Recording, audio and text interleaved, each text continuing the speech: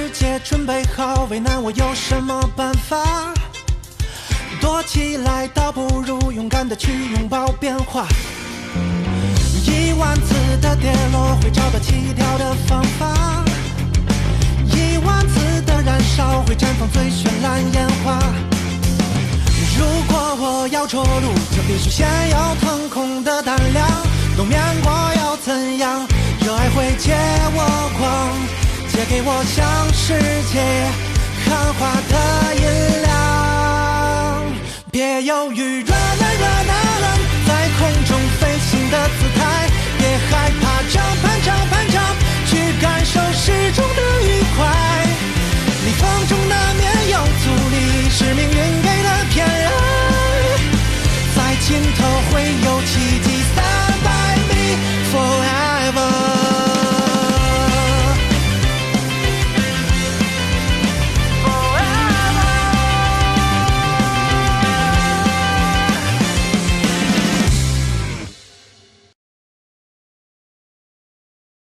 来，快请进。小芝啊，你带你朋友来客厅坐啊。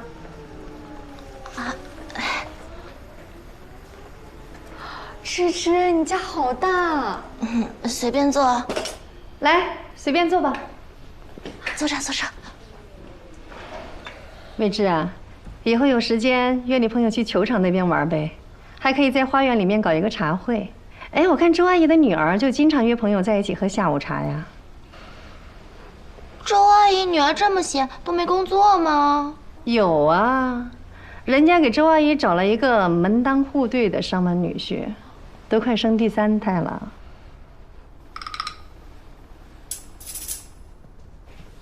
阿姨，我能坐您旁边吗？当然可以了。刚才说什么？周阿姨和她女婿怎么了？不关你的事。叔叔阿姨，这次来南城，没想到会来打扰2位，所以也没拿什么礼物，实在抱歉啊。不用，我们家也不缺什么。那个什么虫？扇虫，爸爸。扇虫啊！你和你妹妹都是北方人哈。那个小芝啊，没事啊，带着这兄妹俩好好在咱们南城玩一玩。感受一下咱们南城的文化啊！小芝整天在她的公寓里面画画，大门不出二门不迈的，她哪里知道南城哪里好玩呢？谁说的？我都查好攻略了，我会带他们去的。我是看你这么大人了，待人接物一点礼数都没有，想帮帮你。谢谢妈妈。阿姨没事的，啊，那个小芝不知道的地方我知道，而且我们年轻人自己玩自在一些。哎，谢谢。放心吧，阿姨，我跟小芝一定能带他们玩得特别好的。这不就辛苦我们一鸣了吗？不辛苦，不辛苦。是啊，阿姨，芝芝又能干又独立，我们肯定能安排好的，您就不用操心了。好啊，你们要是自己能玩得高兴，阿姨就开心了。我煲了点汤，准备了几个小菜，大家别客气啊。走，吃饭。小周，吃饭。走，阿姨。哎呀，好久没喝到这汤了。我呢，不是说好了让我学一学吗？有的是机会，你要常来啊。花椒，哈，今天可真是赚到了。对，我找人弄了点老椒，今天发了，让小朋友们尝一尝啊。你们刚刚从冰天雪地的地方过来，喝点这个花椒螺片猪骨汤，好好补一补。特别是你们2个女孩子，多喝一点，养颜美肤的。我刚才已经喝水喝饱了。哎呀，这个花椒汤可亮了，特别好喝。山虫、珊珊，你俩多喝一点啊，我就先开动了。趁热喝，冷了味道就不好了。多喝点。谢谢阿姨，还有一直的事情，谢谢你二哥，谢谢芝芝啦。别客气嘛，交给我，我是专业的，放心啊。是啊，一鸣他医院的骨科可是数1数2的，这一点你就放心好了。对，快过年了，你们从那么远的地方来，早点啊把移植搞定，以后啊行动就方便了。你说年纪这么小，天天坐轮椅，真是太不容易了。哎，我这个腿它其实就是老毛病了，之前滑雪太卖劲儿了给摔的，但是也算是为梦想牺牲了。滑雪摔的？那这滑雪也太危险了吧？未知，你以后不许滑雪了啊！妈，他们都是职业运动员，要进入国家队的那种。我只是个菜鸟，和他们不一样。阿姨，您放心，单崇是专业的滑雪教练，小芝没问题的。哦，你是滑雪教练呢？嗯，我跟未知就是滑雪的时候认识的，我是他教练。哦，单崇其实特别谦虚，他都没跟您说他技术有多好。他上次遇到雪崩，他都雪崩？啊，你们还遇到雪崩了？遇上一个小小的雪崩，不过好在我们没有在现场。哎呀，吓死爸爸了！哎，对，上次呢，其实我想说，雪崩的新闻。那摔跤总会有的吧？天天在雪上，不会永远不摔跤吧？是不是啊，教练？是。想学滑雪，不可能不摔跤。但我们有那个小乌龟屁垫，它可以保护我不受伤哦。乌龟屁垫，这么危险的运动，还要靠它过日子，真挺不容易的。那你这1个月，哎妈，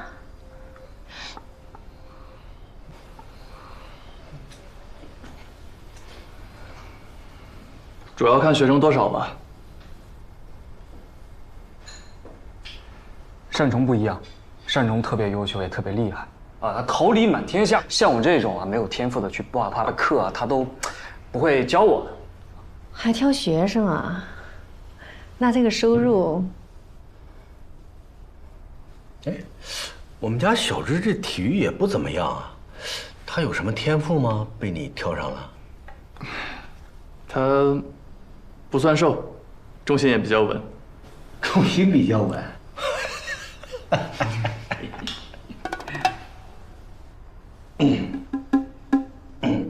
小姑娘嘛，不用太瘦，只要干干净净的、大大方方的就行了。不像男孩子，虽说不能大富大贵，但起码得稳定吧，要不然这以后养家糊口都成问题，是不是啊？这一点，我们一鸣就很优秀了。哎呦，阿姨，您这样说我都有点害羞了。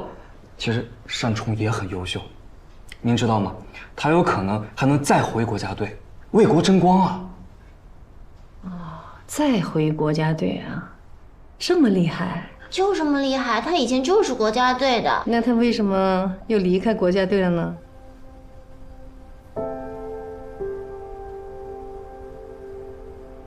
哎呀，这说到底啊，这运动员还是吃青春饭的，不像做医生，一旦进入体系，那都是一步一步向上走，越老越香，是不是啊，一鸣？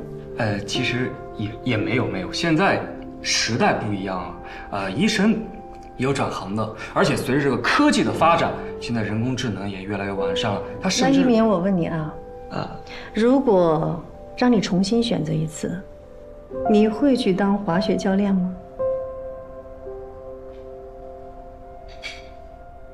倒也不会，主要还是因为我自己没有天分，没有这个进国家队的资格。如果我真滑了，也不一定能入选，我也不能为国争光啊。那进了又能怎么样？国家队人那么多，还能人人都拿金牌啊？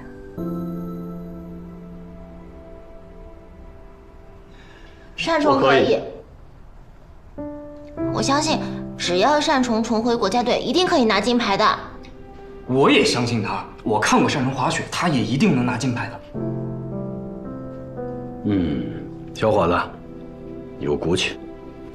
如果能进国家队，拿冠军为国争光，那也算是人中龙凤了，真的。来，叔叔看好你，为你早日进国家队干一个。谢谢。来，哎呀，喝一个，这花椒汤太好喝了，还是原来的味道。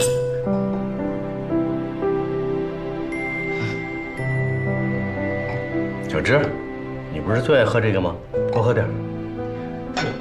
这位。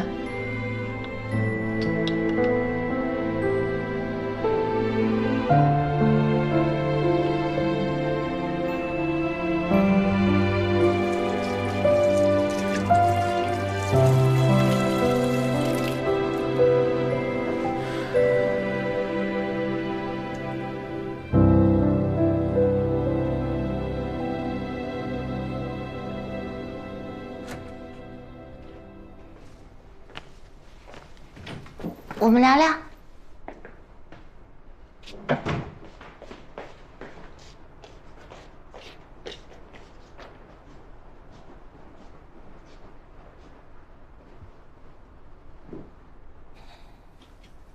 我要代表我妈对你的态度说声对不起。没事啊，我就是珊珊的哥哥，你的滑雪教练。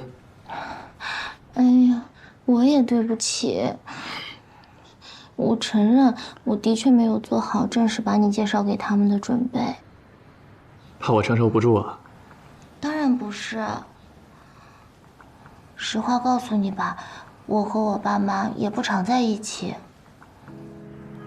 小的时候，他们都是在外面拼搏事业，3天2头的都不回家。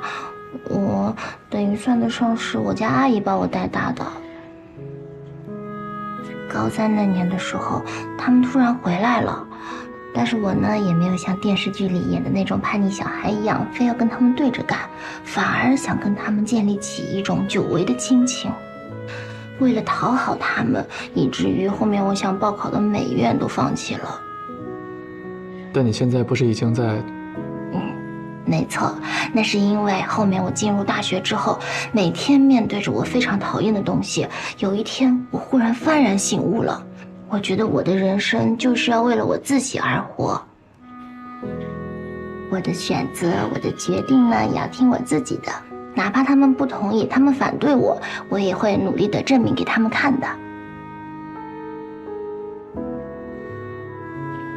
没想到你从小就很有自己的想法。好了，不说我了，说说你吧。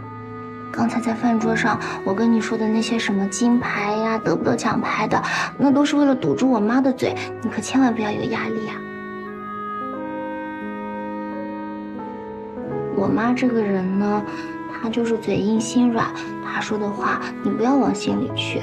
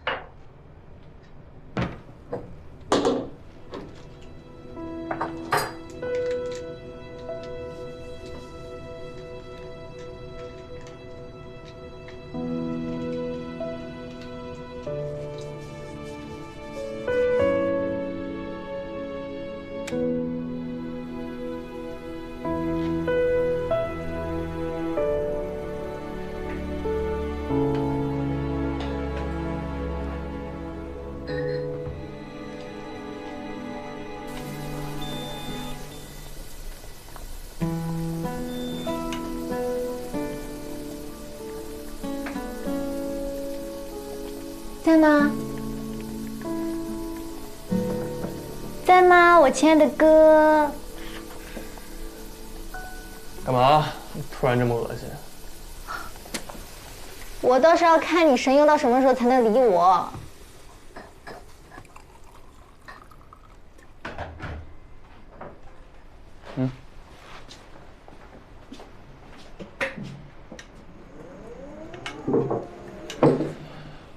小心烫啊！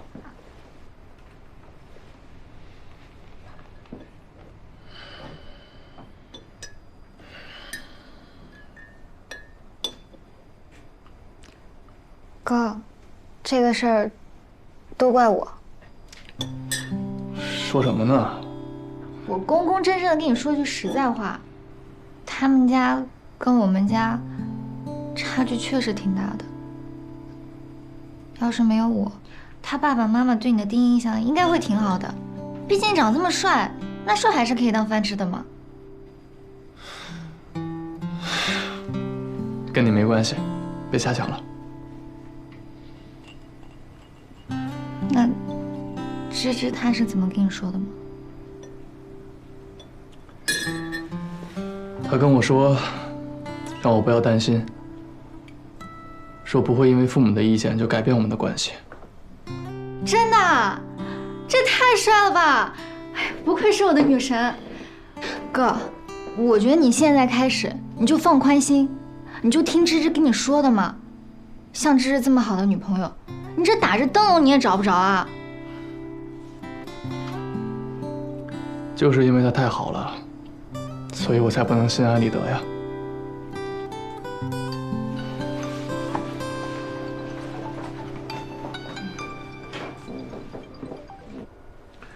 喂，单教练你好，我是未知的父亲，不知道你明天方不方便，能约你单独聊聊吗？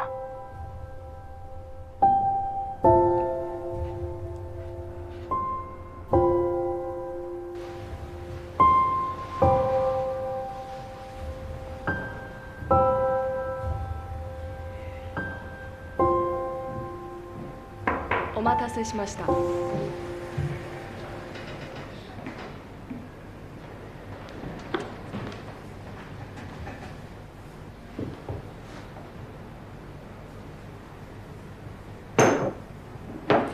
谢谢。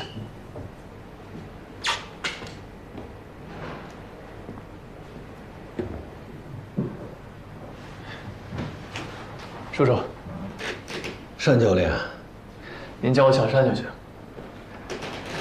坐吧。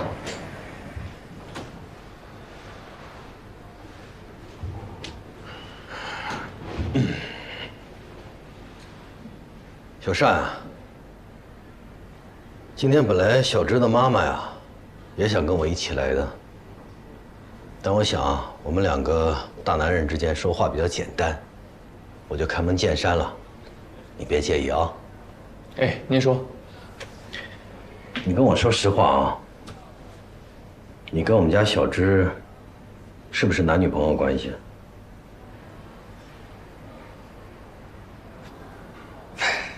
是。叔叔，其实我这次来南城，主要是为了我妹妹的腿。我这两手空空的，是我考虑不周，才没跟您和阿姨说我和未知的关系。但绝对没有不尊重您和阿姨的意思。我是希望能够找一个更好的机会，能够当面的、认真的去拜访你们。你也不用紧张啊，我能看得出来，你还是蛮有教养的一个小孩，长得也不难看，也不能说不难看，长得还蛮帅的。应该追你的女孩子不少吧？你告诉我，你为什么偏偏看上了我们家小芝啊？叔叔，您别这么说，我觉得未知是一个很善良、有勇气，而且也很优秀，在我心里是一个很特别的女孩子。那当然，我的闺女肯定优秀了。小芝呢，从小是自己长大的，我和她妈妈太忙了，没能陪她成长，这也是我们对孩子最大的一个歉疚，也是我们这一生对小芝最大的一个遗憾。所以这孩子现在长大呢，总是在我跟他妈妈之间像隔了一层什么似的。后来，因为他画漫画的事儿，居然搬出去住了。虽然我们很不愿意，但也是实在是没有办法。叔叔，其实我觉得，如果您和阿姨可以支持她的梦想的话，或许你们之间……哎呀，画漫画啊，终究是给小孩子看的，那么辛苦，今后也不一定会有多大的出息。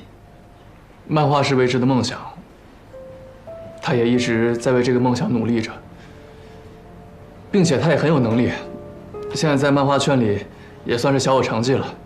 有梦想很好，但是喜欢做梦，能当饭吃吗？你们年轻人想飞想自由，我特别理解，但是父母最在乎的是孩子能不能过得好，不要走太多的弯路，不要吃太多的苦。尤其对一个女孩子来讲，那婚姻绝对是这辈子的头等大事，那不是儿戏啊。所以，我希望你能够理解我们做父母的心，好吗？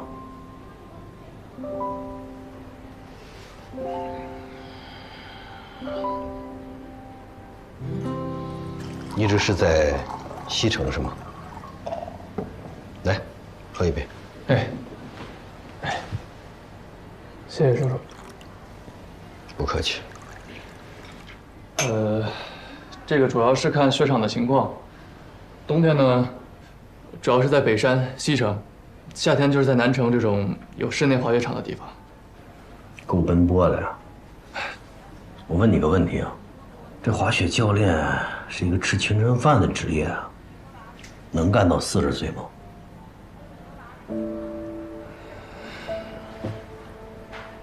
你还有一个妹妹，治疗她的腿也得花不少钱吧？叔叔，我现在学生挺多的，课费也不低，供我妹妹没问题。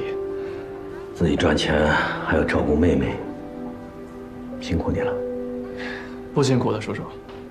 珊珊是我妹妹，我为她做什么事情都是我应该的。可能你不了解小芝，她从小娇生惯养，没吃过什么苦，唯一的遗憾就是我们没有能够陪伴她成长。你一年从南跑到北都不着家，你怎么陪伴小芝啊？我们从小就没能陪伴她，如果她找一个伴侣还不能陪伴她，我不知道这日子以后怎么过呀。您说这方面，我确实还没想那么远，但我相信小芝也会有她自己的想法，这些我们都可以商量。所以你们年轻人啊，热情上头就什么都不考虑了，是吗？叔叔，我在今天来之前，并不了解未知的家庭背景，但是我既然决定了跟他在一起，就会为了我们的未来而努力。等我处理完我妹妹的事情，我也打算回国家队了。我会拿出成绩，证明给您和阿姨看。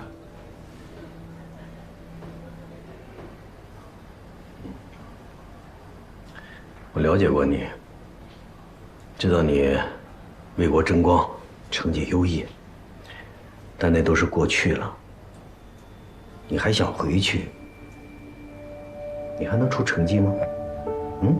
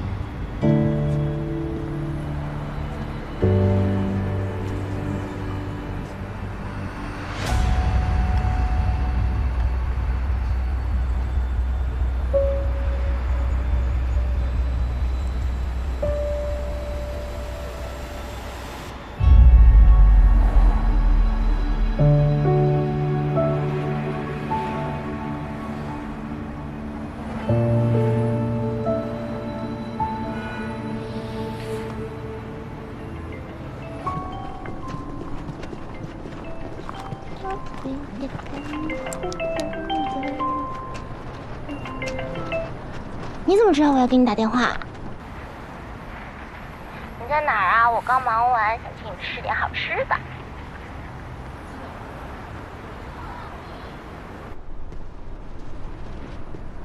怎么了？心情不好啊？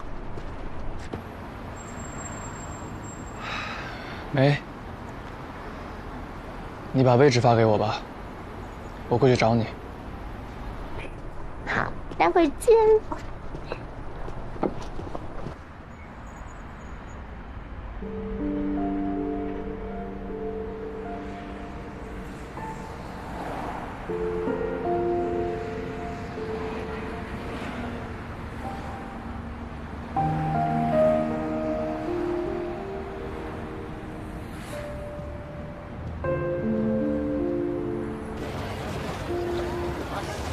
大半夜叫我出来，就是帮你拎宵夜啊？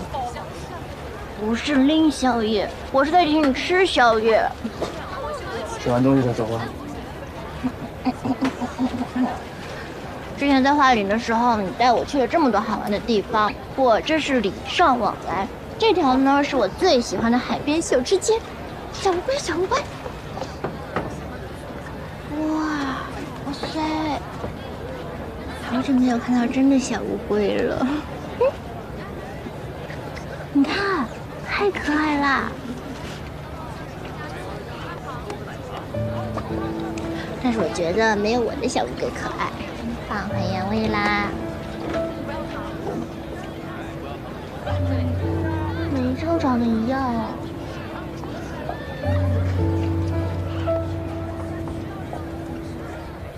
小山，其实我今天来找你的目的啊很简单，就是想告诉你，我跟小芝的妈妈意见是一样的，我们只是希望我们的孩子能有一个幸福稳定的未来的生活。这些都是你目前不能给他的。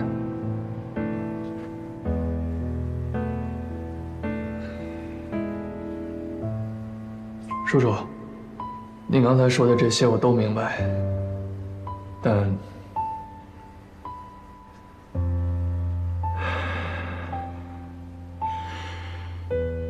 但我真的很爱未知。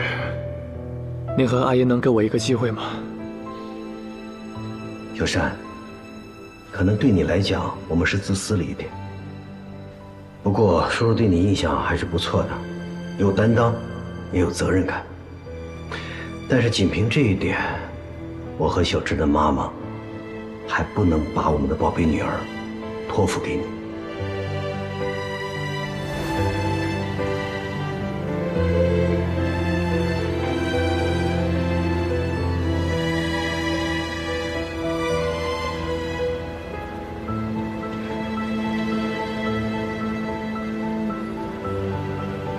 开心吗？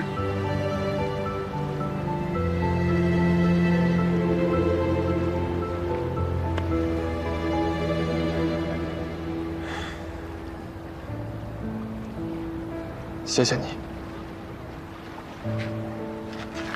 突然谢我什么？所有。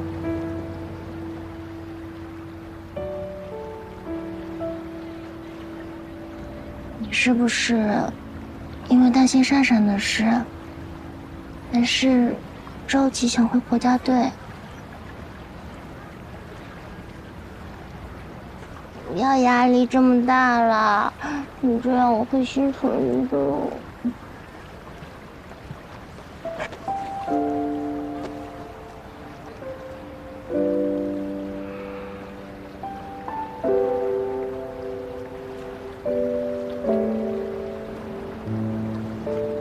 山虫，你知道我为什么会喜欢你吗？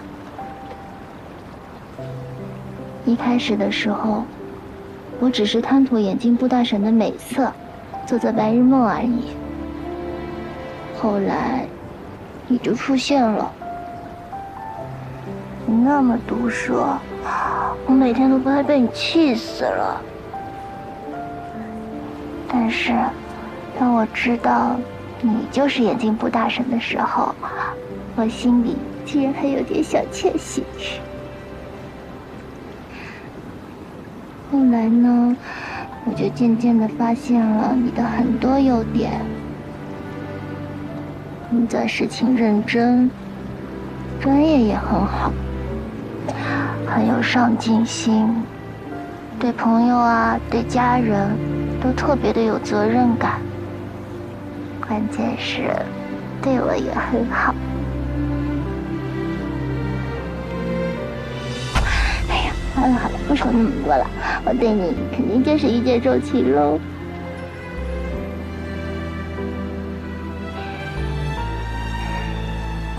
我们在南城相遇，又一起去了北山，又一起去了西城，最后又回到了南城。你说，这是不是一种特别的缘分？有时候我也在想，如果我的人生是一本漫画的话，那我故事里的男主也一定会是你。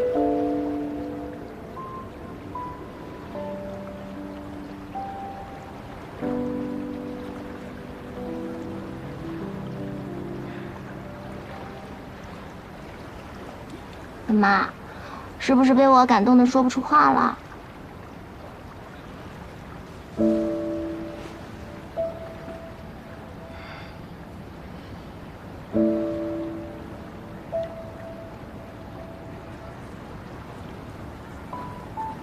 对不起。什么对不起啊？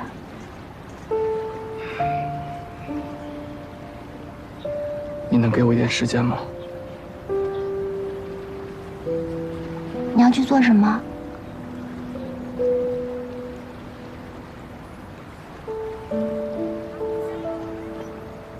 慧芝，现在的我可能没有办法向你父亲证明我能给你幸福。什么意思？为什么要向他证明？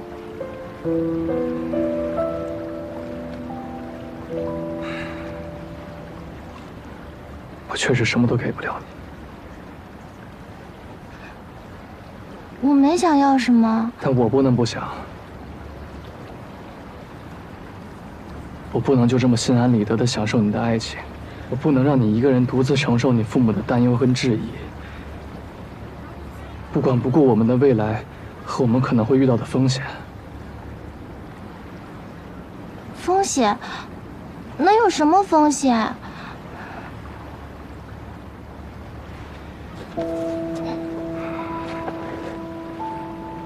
慧芝，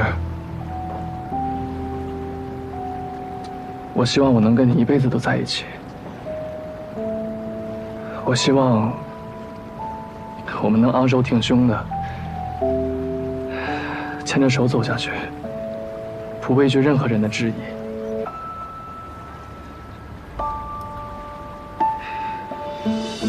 但现在的我确实没办法做到。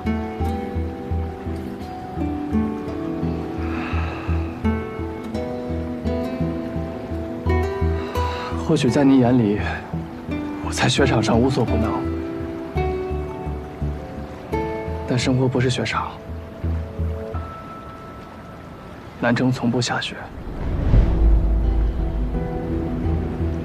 我必须有我的担当，给我们彼此一个看得见、靠得住的未来。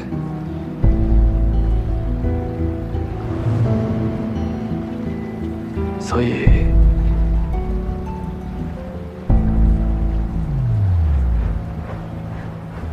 我们暂时分开，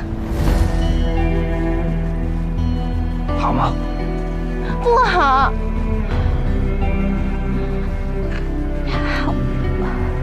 我知道，我妈对你的态度可能是有些不尊重，但我会跟她说清楚的，我会去跟她解释的，我会让她也相信我们之间的感情。你不要对我说这些话，好不好？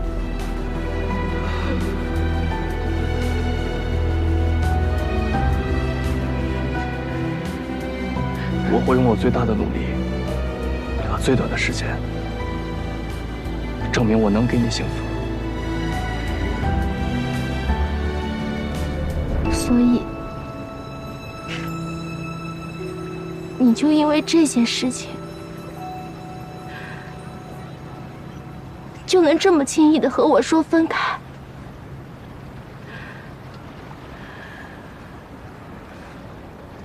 对不起。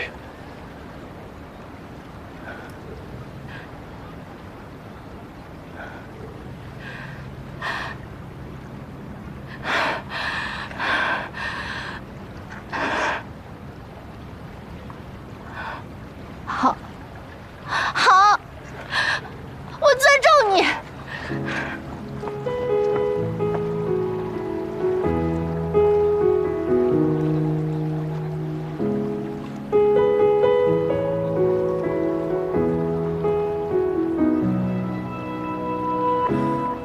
忆在深夜落雪之后藏了很久，大师的梦被时针做旧，锁在心口，却偷偷倒流散尽的沙漏，也任由这场漂流。从今为你而驻留。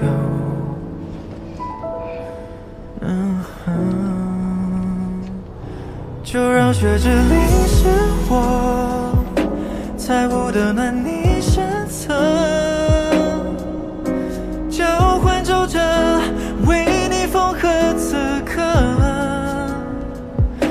就让雪替我静默，陪你翻涌的坠落。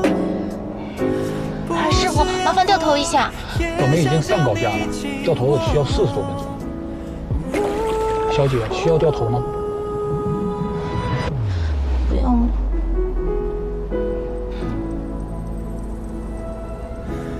回忆在深夜落雪之后藏了很久，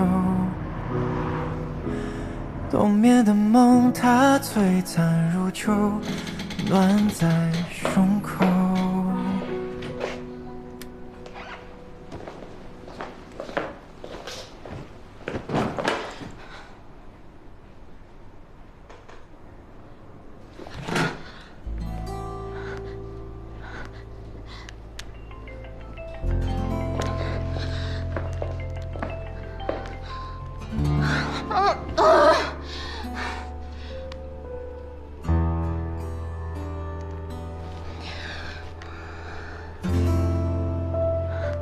喂，江南风，单总突然说要和我分手。啊？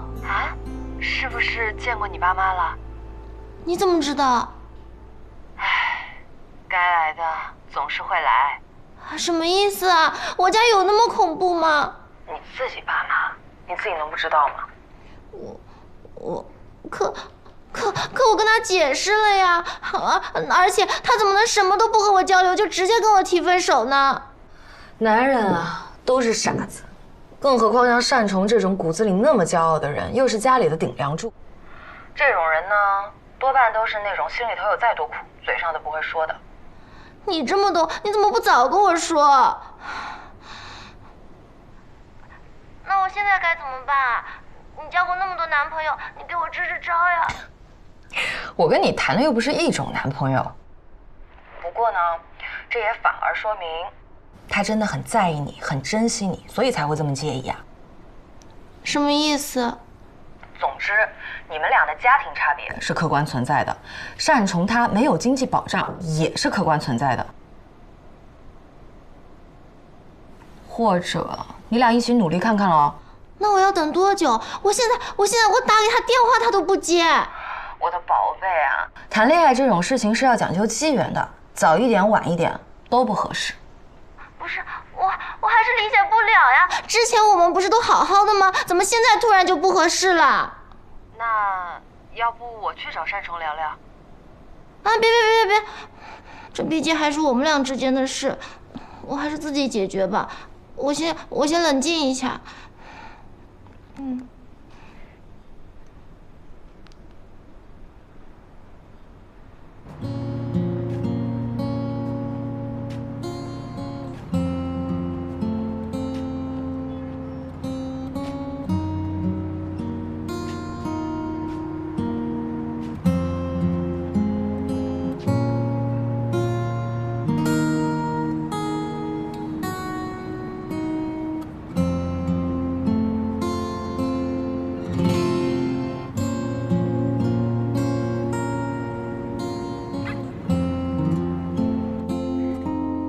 现在心里的想法，你们还会复合吗？有4个物品供你选择 ：A. 苹果 ，B. 饼干 ，C. 扑克牌 ，D. 娃娃。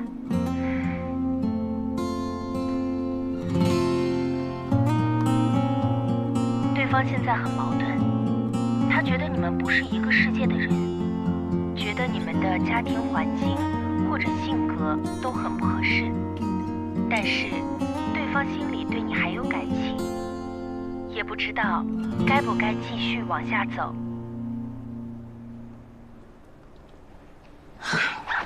要不要这么蠢啊？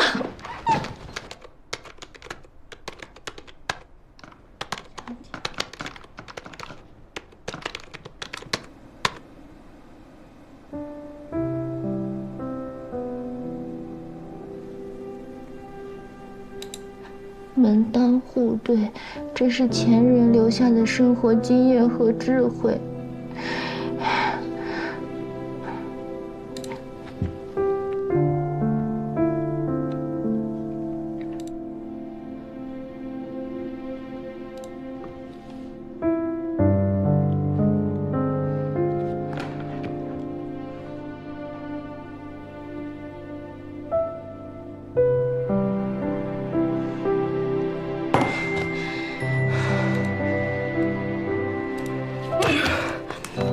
我了，金子我，笑死！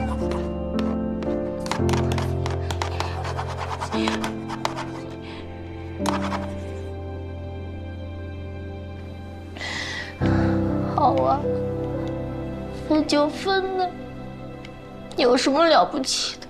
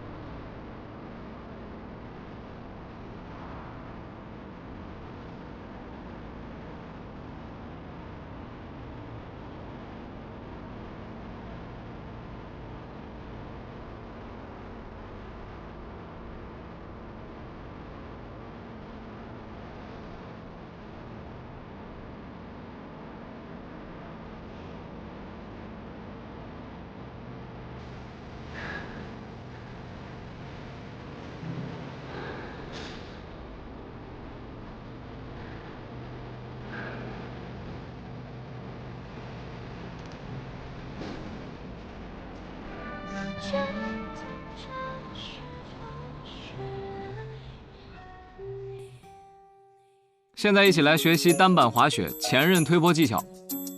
动作要点是要用小腿顶住鞋舌，臀部收起，不要撅臀，撅臀会导致重心不稳。